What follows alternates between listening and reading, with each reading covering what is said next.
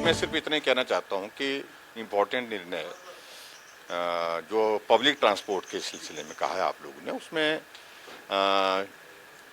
हिमाचल प्रदेश में काफ़ी मामले कोरोना वायरस के इन दिनों में बढ़े हैं।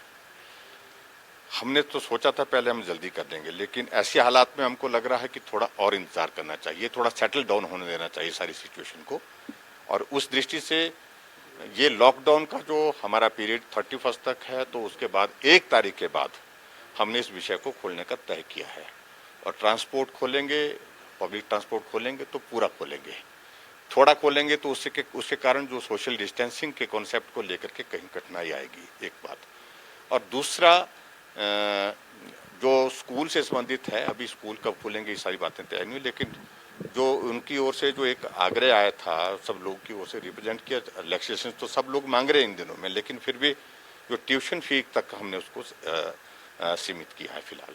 तो बाकी सारी चीज़ों को लेकर के आपको डिटेल में मिल गई है। क्वारंटीन डेस्टिनेशन की दृष्टि से एक अच्छे हमको सुझाव उस दृष्टि से आए हैं कि कोविड-19 से डरने की बहुत ज़्यादा ज़रूरत नहीं है।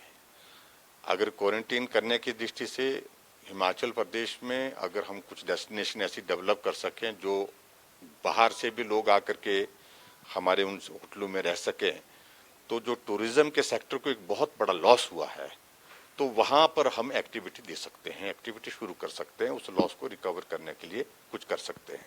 उस दृष्टि से कुछ एक डेस्टिनेशन और उसका प्रोटोकॉल प्लान करेंगे, डिसाइड चर्चा करके, और उसके बाद फिर आगे बढ़ सकते हैं। फिर इसमें अभी फर्स्ट प्रायोरिटी तो यह है कि हम कोविड-19 के खिलाफ जो लड़ाई लड़ रहे हैं उसको हम पूरा अंजाम तक पहुंचाना चाहते हैं। और मैं ये जरूर कहना चाहता हूँ, हिमाचल प्रदेश में बहुत मामले जो बढ़े हैं पिछले दिनों में, वो सब के सब वो मामले हैं जो दूसरे प्रदेशों में बहुत संकट में फंसे हुए थे, और ऐसी परिस्थिति में हिमाचल प्रदेश में उनको हमने लाया, और लाने के बाद उनको बॉर्डर पर ही क्वारंटीन किया है, चाहे वो स्टेट के बॉर्डर के साथ, चाहे वो स्टेट के बॉर्डर के साथ साथ हमारे डिस्ट्रिक्ट के बॉर्डर के साथ। उनको सीधे घर जाने की अनुमति हमने नहीं दी है।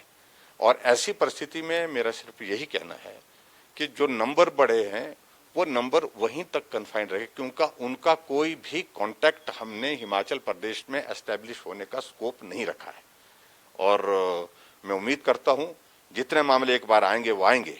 अभी कुछ दिनों तक हमारे पास, कल भी हमारी अहमदाबाद से ट्रेन आ रही है, तो उसमें भी बहुत सारे मामले आने की संभावना, लेकिन वो एक नंबर आएगा तो एक ही रहेगा। फिर वो जितना नंबर आएगा, यानी कि वो गांव में उसको मल्टीप्लाई करने के लिए, मल्टीप्लाई होकर के और कांटेक्ट बनाने के लिए स्कोप हम नहीं देंगे। इस बात को हम सुनिश्चित कर रहे हैं। जो बल्क ट्रांसपोर्टेशन के लिए हम जो कर रहे हैं, जिसमें ट्रेन लगा रहे हैं, बसें भेज रहे हैं बड़ी संख्या में, उस प्रकार के प्लान्स को अब बहुत ज्यादा करने की जरूरत नहीं। जिन्होंने आना था, जो वास्तव में संकट में थे, उनको हम लेकर के आए हैं, और 31 तारीख तक मुझे लगता है कि वो काम पूरा हो जाएगा।